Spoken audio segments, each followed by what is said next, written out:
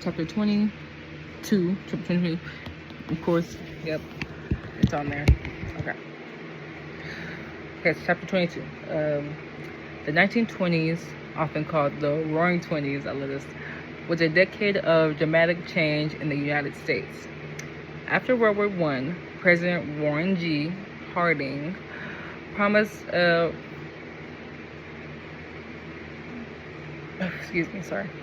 promised a return to normalcy, aiming to restore stability and reduce foreign entanglements. However, the decade proved anything but normal. Economically, the 1920s experienced significant growth, mass production techniques pioneered by figures like Henry Ford, who made automobiles and household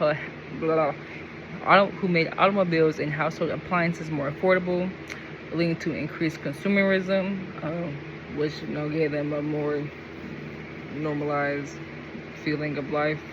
If that makes sense. The stock market boomed, and the new forms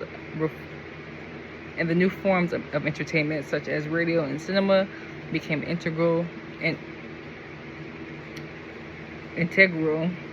to American life. Socially, the decade witnessed the emergence of the new woman. Women gained the right to vote with the 19th Amendment in 1920 and began to challenge traditional roles, embracing more freedom in fashion, behavior, and employment. This period also saw the Harlem Renaissance, a flourishing of African American culture, arts, and music, particularly jazz. I love jazz music. However, the 1920s also had its dark sides. Prohibition, enacted through the 18th Amendment, led to the rise of illegal alcohol trade and organized crime. The Ku Klux Klan experienced a resurgence, promoting nativism and racial intolerance. Immigration restrictions were tightened, reflecting a growing fear of foreigners. Politically, the decade was marked by Republican dominance. Harding, followed by Calvin Coolidge, followed by and Herbert Hoover, advocated for pro-business policies and limited government intervention.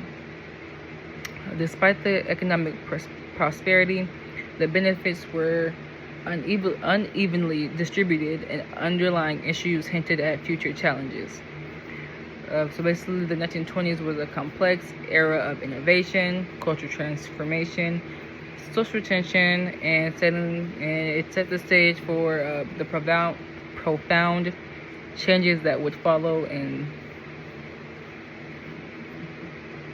not previous decades and future decades. There we go.